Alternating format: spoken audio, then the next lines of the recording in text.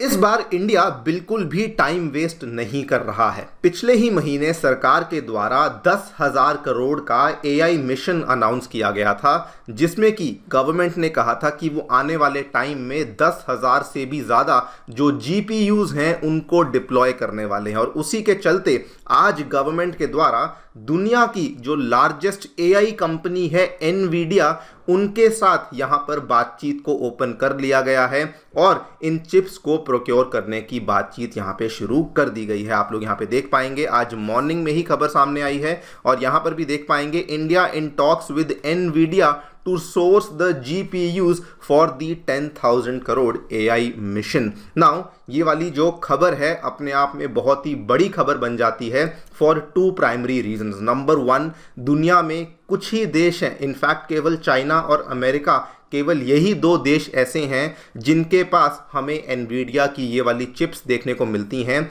जिनको कि हम लोग आमतौर पे पॉपुलरली H100 चिप्स के नाम से जानते हैं।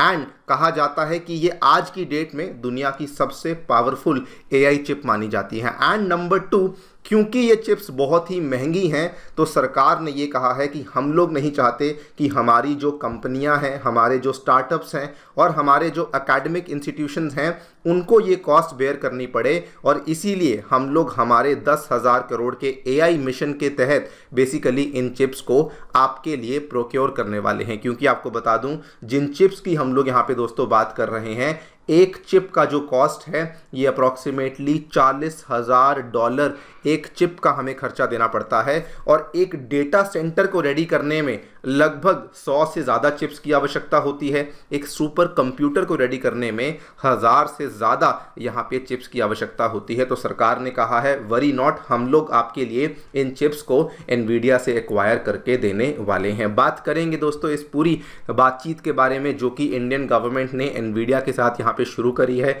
कौन सी वो चिप्स हैं जो कि हम लोग इनसे प्रोक्योर करने की बात कर रहे हैं, एंड एनवीडिया को ही क्यों चुना गया है, इसको भी हम लोग समझने का प्रयास करेंगे। आइए शुरू करते हैं मेरे साथ। मेरा नाम है Anirudh.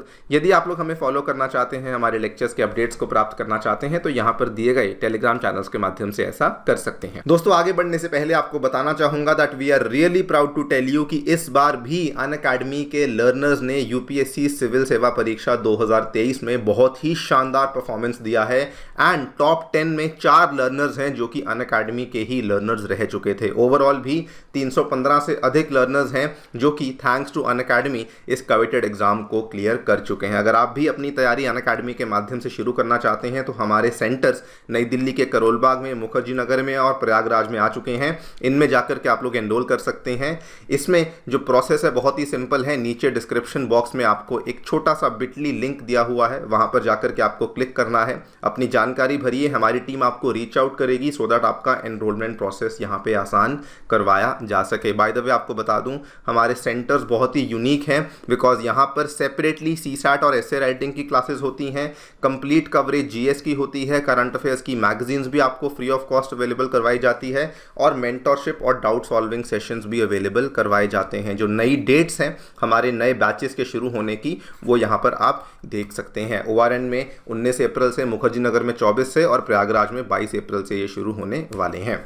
All right, so basically government के एक ऑफिशियल के द्वारा यहाँ पे बताया गया है कि इंडिया एनवीडिया के साथ बातचीत कर रही है सो दैट हम लोग एनवीडिया से जो ग्राफिक प्रोसेसिंग यूनिट्स हैं इनको भारी मात्रा में प्रोक्योर कर सकें। एंड वंस हम लोग इनको प्रोक्योर कर सकें, उसके बाद इंडिया इसको अपने लोकल स्टार्टअप्स को, रिसर्चर्स को, एकेडमिक इंस्टीट्यूशंस को, इन सभी को सब्सिडाइज्ड रेट में अवेलेबल करवा सके। सबसे पहले तो ये ग्राफिक प्रोसेसिंग यूनिट्स क्या होते हैं इसको समझ लेते हैं। देखिए, हम सभी ने सुना होगा something called as a CPU। तो बिल्कुल जैसे CPU काम करता है, it is called as a central processing unit. बस बेसिकली ये मान लीजिए कि CPU का एक बहुत बड़ा भाई माना जाता है GPU। CPU की तरह GPU भी कंप्यूटिंग डिवाइसेस में मिलने वाला एक चिप कंपोनेंट ही होता है। लेकिन इसकी खास बात क्या है कि ये बहुत सारे ग्राफिक्स को और इमेजेस को बहुत जल्दी प्रोसेस कर पाता है थैंक्स टू, क्योंकि इसमें जो मैथमेटिकल कैलकुलेशंस करने की जो क्षमता है ये बहुत ज़्यादा देखने को मिलती है। अगर हम इसको नंबर्स में कंपेयर करें, अगर हमें कोई भी टिपिकल CPU को उठा लें तो उसमें हमें 8 से 16 कोर कोर्स के बीच में देखने को मिलता है, लेकिन दोस्तों जीपीयू में हमें 1000 और उससे अधिक कोर्स भी देखने को मिल सकती हैं। To put it very very simply, GPUs की खास बात केवल ये होती है कि ये पैरेलल प्रोसेसिंग कर सकते हैं। मतलब कि अगर आप इनको एक बहुत बड़ी टास्क यहाँ पे ऑफर करते हैं ना, तो जीपीयूज उस टास्क को छोटे छोटे टुकड़ों में ब्रेक डाउन करके साइमल्टेनियसली उस टास्क को सॉल्व करने का प्रयास करती है, जिससे कि जो टाइम यूज्ड है वो बहुत कम हो जाता है एंड ऑब्वियसली कैपेसिटी भी बहुत ज़्यादा बढ़ जाती है। आज के टाइम पे एआई हुआ या इवन जो बड़ी बड़ी बिग डेटा की प्रॉब्लम्स हुई, उन सभी को सॉल्व करने में आपका जीपीयू ही यूज़ करना पड़ता है।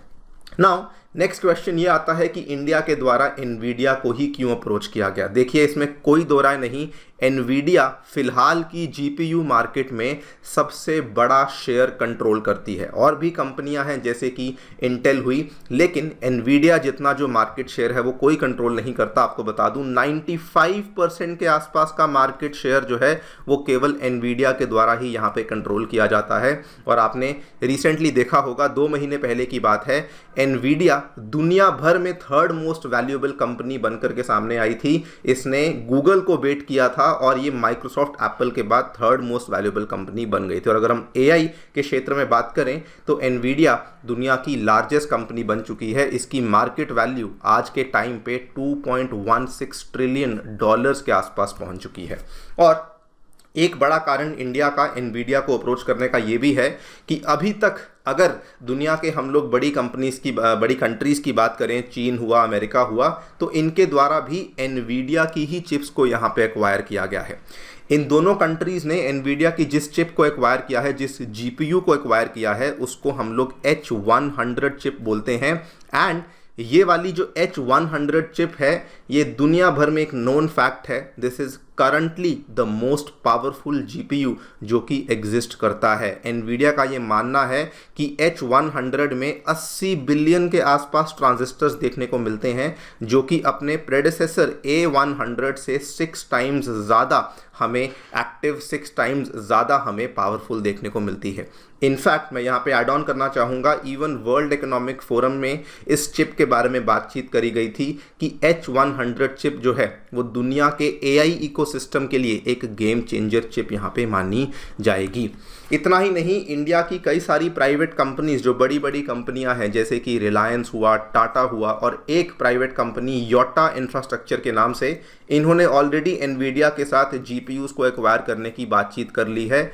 इनफैक्ट योटा के द्वारा 24,000 जीपीयूज को एक्वायर करने की बातचीत करी गई है, जिसमें कि जो कुछ जीपीयूज हैं वो इंडिया में आने लग भी गए हैं। इसीलिए सरकार ने भी यहाँ पे बिल्कुल कोई रिस्क नहीं लिया, एनवीडिया के साथ ही बातचीत को शुरू किया है कि हम भी यहाँ पे मोटी मात्रा में आपसे ही जीपीयूज को एक्वायर करना चाहते हैं। एक सवाल यहाँ पर यह आता है कि गवर्नमेंट जो है इतना बड़ा जो ये एक्विजिशन है क्यों कर रही है, क्योंकि आमतौर पे जो ये एक्विजिशंस होती हैं ये यहाँ पे प्राइवेट कंपनियों के द्वारा ही करी जाती हैं। तो गवर्नमेंट ने यहाँ पर 2 तरह के मॉडल्स को सोचा। एक मॉडल गवर्नमेंट ने सोचा कि हमारी जो ministry of electronics and communication है, हम क्या करेंगे कि हम लोग एनवीडिया से इन चिप्स को एक्वायर करेंगे महंगे दाम में, और हम लोग इस चीज़ को आगे आउटसोर्स करेंगे। जिसको भी रिक्वायर्ड है, मतलब जिसको भी इसकी सर्विसेज रिक्वायर्ड है, वो हमसे आके सर्विसेज ले सकता है कुछ पैसा देके। एक मॉडल तो ये है जिसको कि rent and sublet model government के द्वारा कहा जा रहा है। दूसरा मॉडल गवर्नमेंट ने कहा है, मान लीजिए कोई प्राइवेट कंपनी है, अगर वो एक्वायर कर सकती है तो वो डायरेक्टली एनवीडिया से एक्वायर कर ले, और अगर वो कुछ अच्छा काम करती है तो हम लोग उनके लिए PLI स्कीम के तहत कुछ ना कुछ इंसेंटिव देने के लिए तैयार हैं। लेकिन ये सभी को मालूम है कि ऐसी प्राइवेट कंपनियां जो कि इतनी महंगी चिप्स को प्रोक्योर कर पाएँ ये बहुत ही कम होंगी। इसीलिए गवर्नमेंट फ़िलहाल रेंट एंड सबलेट वाले मॉडल के साथ जा रही है, क्योंकि जैसा कि मैंने आपको बताया इसका जो कॉस्ट है ये $40,000 पर यूनिट के आसपास है। एंड एक छोटा सा डेटा सेंटर चलाने में भी, जो कि AI के साथ इक्विप्ड हो, AI के साथ अलाइंड हो, उसको चलाने में भी 100 से ज़्यादा GPUs हमें सेम लोकेशन पे चाहिए होती हैं। In fact just to give you a perspective, India का जो सुपर कंप्यूटर ऐरावत है जो कि सीडैक पुणे में देखने को मिलता है, इसमें दोस्तों 640 जीपीयूज देखने को मिलते हैं, जबकि दुनिया का जो फास्टेस्ट सुपर कंप्यूटर है इसमें 30,000 से भी ज़्यादा जीपीयूज देखने को मिलते हैं। सो क्लियर था कि कोई भी कंपनी या फिर ज़्यादातर कंपनियां यहाँ पे एक्वायर नहीं कर पाएंगी, इसीलिए इंडिया ने कहा कि हम लोग ही आपके लिए एक्वायर करके आपको ये सर्विसेज आगे प्रोवाइड करेंगे, सो दैट आपको भी यहाँ पर एआई की जो लेटेस्ट डेवलपमेंट्स हैं उनका फ़ायदा आप लोग यहाँ पे उठा सकें। मैं समझता हूँ this is a very very great step by India, because सबसे पहली चीज़ इससे क्या होगा, अगर हम लोग इन महंगे जीपीयूज को खरीद रहे हैं तो द बेस्ट थिंग इज़ कि एआई का जो भारत का डाटा है वो एआई का डाटा इंडिया में ही रहेगा, हमारी इंडियन डेटा की सोवरेनिटी इंश्योर होगी। एंड बाकी फील्ड्स की तरह जहाँ पे इंडिया बहुत लेट उभर के आया, एआई में इंडिया बिल्कुल देरी नहीं करेगा। हम लोग स्टार्टिंग से ही मेक श्योर करेंगे कि हमारा जो भी डेटा है वो इंडिया में ही रहे और हमारी कंपनियों को, हमारे स्टार्टअप्स को जो बाहर की क्लाउड सर्विसेज हैं उनका इस्तेमाल यहाँ पे ना करना पड़े। बाकी दोस्तों आप लोग क्या सोचते हैं डेफिनेटली बताइए हमें कमेंट सेक्शन में। Thank you so much for listening, stay tuned and stay safe.